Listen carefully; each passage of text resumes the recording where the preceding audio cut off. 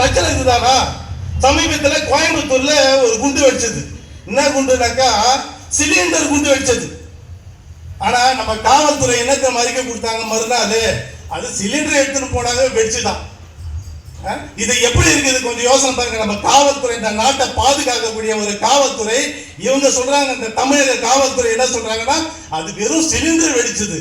ஆனா அதுக்கு பிறகு என்ன ஆச்சுனாக்கா தேசிய புலனாய்வு அமைப்பு NIA விசாரிச்சாங்க. அந்த NIA விசாரிச்ச பிறகுதான் அது சிலிண்டர் வெடிகுண்டு, பயங்கரவாதிகளால் வெடிகுண்டு, பயங்கரவாதிகள் அந்த கோவில்ல எதிர்க்க வெடிச்சிருக்காங்க அப்படின்றது அதுக்கு பிறகுதான் நமக்கு தெரியும்.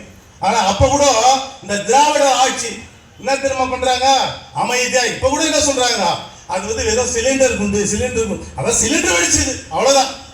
இப்படிதான் நம்ம திராவிட மாடல் ஆட்சியில தொடர்ந்து இப்படிதான் இருக்கு. நேத்து முந்தா நாள் சென்னை கோயம்பேட்டில் தேசிய புலனாய்வு அமைப்பு அல்-கொய்தா தீவிரவாதியை அரெஸ்ட் பண்ணிருக்காங்க. எப்போ? நேத்து முந்தா நாள் கோயம்பேட்டில். எப்படி அரெஸ்ட் பண்ணாங்க? அவன் கொத்தனார் வேலை செய்யறான், கொத்தனார் மேஸ்திரி, கட்டிட ஒர்க் செய்யக்கூடிய கொத்தனார் வேலை செய்யக்கூடிய அந்த இஸ்லாமிய பயங்கரவாத அல்-கொய்தா தீவிரவாதியை அரெஸ்ட் பண்ணிருக்குது. யார் அரெஸ்ட் பண்ணாங்க? NIA தேசிய புலனாய்வு அமைப்பு தான் அரெஸ்ட் பண்ணிருக்குது. தமிழ்நாட்டு போலீஸ் எல்லாம் அரெஸ்ட் பண்ண மாட்டாங்க.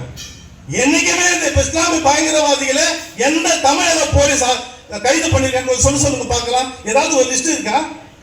ஒரே ஒருத்தரையாவது கைது பண்ணாங்களா?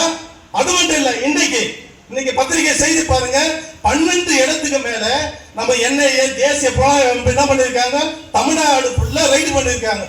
அதுல திருப்பூர்ல கைது பண்ணிருக்காங்க. திருப்பூர்ல கைது பண்ண ஆளு யாரு தெரியுங்களா? ரோட்டோர வியாபாரியம்.